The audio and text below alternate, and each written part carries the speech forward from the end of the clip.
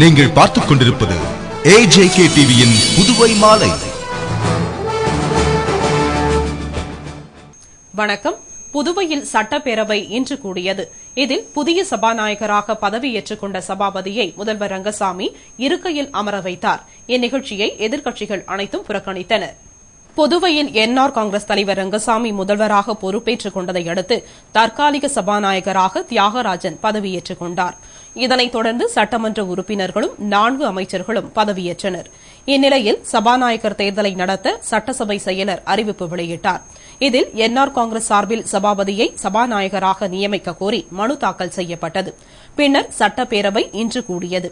கூட்டத்தில் சபாநாயகர் பதவிக்கு வேறு யாரும் போட்டியிடாததால் தற்காலிக சபாநாயகர் தியாகராஜன் சபாபதியை சபாநாயகராக தேர்ந்தெடுத்ததாக அறிவித்தார். சட்டப்பேரவை கூட்டத்தில் சபாநாயகராக பதவியேற்றுக் கொண்ட சபாபதியை முதல்வர் ரங்கசாமி இருக்கையில் அமர வைத்து வாழ்த்தினார். பின்னர் சட்டமன்ற உறுப்பினர்கள் சபாநாயகருக்கு பொன்னாடை அணிவித்து மலர்கொத்து அழைத்து வாழ்த்து தெரிவித்தனர். இந்நிகழ்ச்சியில் எதிர்க்கட்சிகளாக காங்கிரஸ், திமுக, அதிமுக உள்ளிட்ட அனைத்து கட்சிகளும் கலந்து கொள்ளாமல் புறக்கணித்தன. நிகழ்ச்சியில் சபாநாயகரை வாழ்த்தி முதல்வர் ரங்கசாமி பேசுகையில், இந்நிகழ்ச்சி ஒரு சிறப்புமிக்க பெருமைமிக்க நிகழ்ச்சியாகும். ஏனென்றால் 6 முறை தேர்தலில் வெற்றி பெற்ற மூத்த அரசியல் தலைவர் சபாநாயகராக பதவியேற்றுக் கொண்டுள்ளார். இதுபோன்ற பெருமைமிக்க சிறப்புமிக்க நிகழ்ச்சியில் எதிர்க்கட்சி சட்டமன்ற உறுப்பினர்கள் அனைவரும் வந்திருக்க வேண்டும். சபாநாயகரை வாழ்த்தி பேசியிருக்க வேண்டும். ஆனால் அவர்கள் ஏன் வரவில்லை என்று தெரியவில்லை. நம்முடைய நடவடிக்கைகளை நம்மை சட்டமன்றத்திற்கு அனுப்பிய மக்கள் கவனித்துக் கொண்டிருப்பார்கள். மேலும் இது முதல் சட்டசபை கூட்டத்தொடர். இதை எதிர்க்கட்சிகள் தவிர்த்திருக்கக்கூடாது என்று பேசினார். சிறப்புமிக்க நிகழ்ச்சியில் சட்டப்பேரவையுடைய தலைவர் அவர்கள் தேர்ந்தெடுக்கப்பட்டு சட்டமன்றத்தில் அந்த பொறுப்பினை ஏற்கின்ற சமயத்தில் நமது அன்பிற்குரிய மரியாதைக்குரிய எதிர்க்கட்சி சட்டமன்ற உறுப்பினர்கள் அனைவரும் இருப்பது என்பது நல்லது, சிறப்பும் கூட. ஏன் நம்முடைய எதிர்க்கட்சி சட்டமன்ற உறுப்பினர்கள் இந்த அவைக்கு வரவில்லை என்பதை யாராலும் புரிந்து கொள்ள முடியவில்லை. வர வேண்டும், அவர்களெல்லாம் இந்த சட்டமன்றத்திற்கு வர வேண்டும். இந்த பெருமைமிக்க நிகழ்ச்சியில் அவர்கள் கலந்து கொள்ள வேண்டும். உங்களை வாழ்த்தி பேச வேண்டும். ஏனென்று சொன்னால் உங்களுடைய அரசியல் அனுபவம் அப்படி பாராட்டக்கூடிய நிலையில் இருந்தது, வாழ்த்தக்கூடிய நிலையில், பெருமை அடையக்கூடிய நிலையில் இருக்கின்றது என்பது உண்மை. இதனை அடுத்து சபாநாயகர் சபாபதி ஏற்புரை வழங்கினார். பின்னர் காலவரையின்றி சபை தள்ளி வைக்கப்பட்டது என்று தெரிவித்தார்.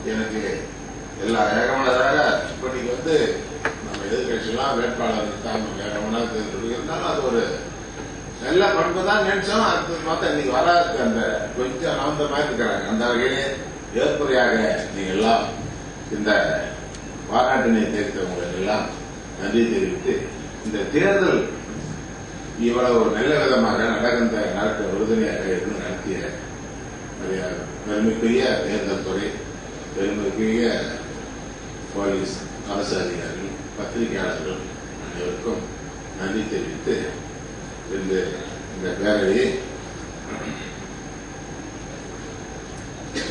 அலுவலர்கள் அனைத்தும் இத்துடன் முடிவடைந்த இனி பேரவை காலவரையின்றி ஒத்திவைக்கிறது.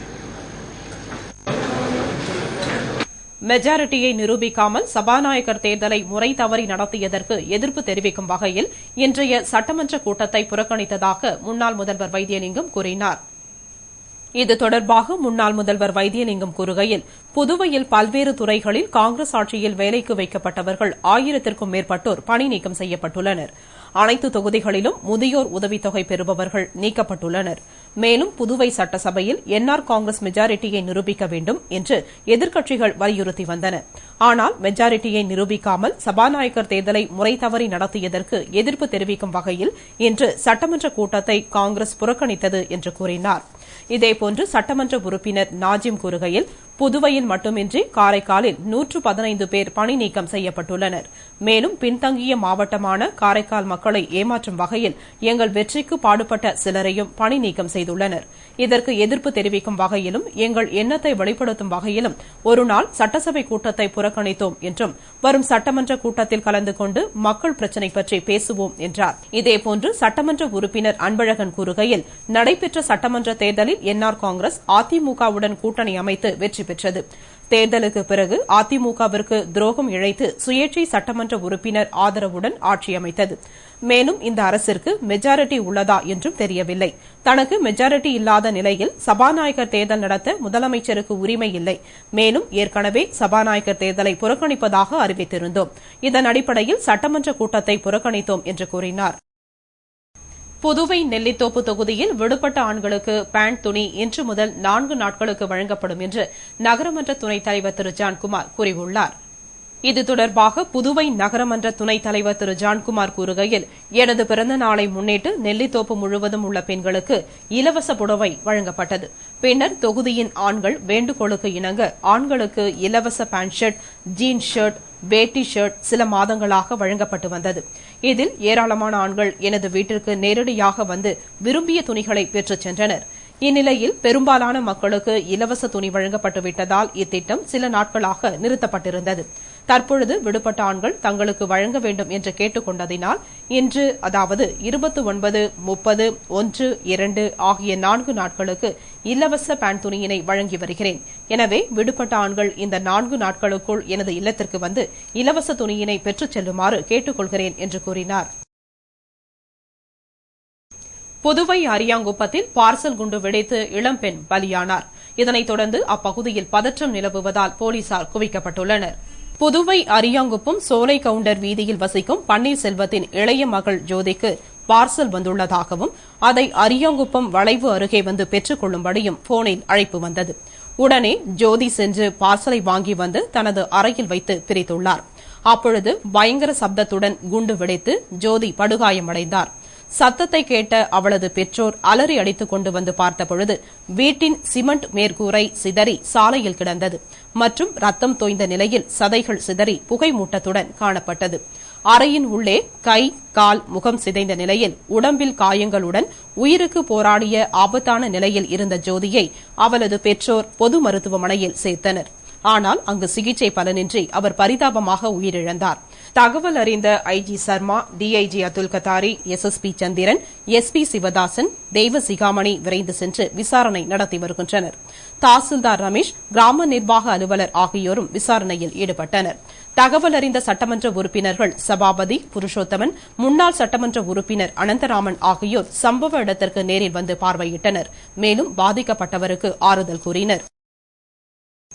புதுவை பிற்படுத்தப்பட்டோர் மற்றும் சிறுபான்மையினர் மேம்பாட்டுக் கழகம் சார்பில் சென்டாக் மூலம் தேர்வு செய்யப்பட்ட மாணவ மாணவியர்களுக்கு கல்விக் கடன் மற்றும் சிறு தொழில் துவங்க காலக்கடனை முதல்வர் ரங்கசாமி வழங்கினார். புதுவை பிற்படுத்தப்பட்டோர் மற்றும் சிறுபான்மையினர் மேம்பாட்டுக் கழகம் சார்பில் புதுடெல்லியில் உள்ள தேசிய பிற்படுத்தப்பட்டோர் அபிவிருத்தி கழகத்தின் நிதியில் இருந்து சென்டாக் மூலமாக தேர்வு செய்யப்பட்டு மாணவ மாணவியர்களுக்கு கல்விக் கடன் மற்றும் சிறு தொழில் துவங்க காலக்கடன் வழங்கும் நிகழ்ச்சி முதலமைச்சர் அலுவலகத்தில் நடைபெற்றது. இதில் 113 மாணவர்களுக்கு கல்விக் கடனாக 49,66,000 ரூபாயினையும், சிறு தொழில் துவங்க 7 நபர்களுக்கு 5,55,000 ரூபாயினையும், ஆக மொத்தம் 55,21,000 ரூபாயினை முதல்வர் ரங்கசாமி வழங்கினார். அப்பொழுது சட்டமன்ற உறுப்பினர்கள் PR சிவா, TPR செல்வம், பிற்படுத்தப்பட்டோர் மற்றும் சிறுபான்மையினர் மேம்பாட்டுக் கழக மேலாண் இயக்குநர் மோகன்தாஸ் உள்ளிட்ட பலர் உடனிருந்தனர். புதுவை அரியாங்குப்பத்தில் வெடிகுண்டு வெடித்தது தொடர்பாக 3 தனிப்படை அமைக்கப்பட்டுள்ளது. விரைவில் குற்றவாளிகளை பிடித்து விடுவோம் என்று SSP சந்திரன் கூறினார்.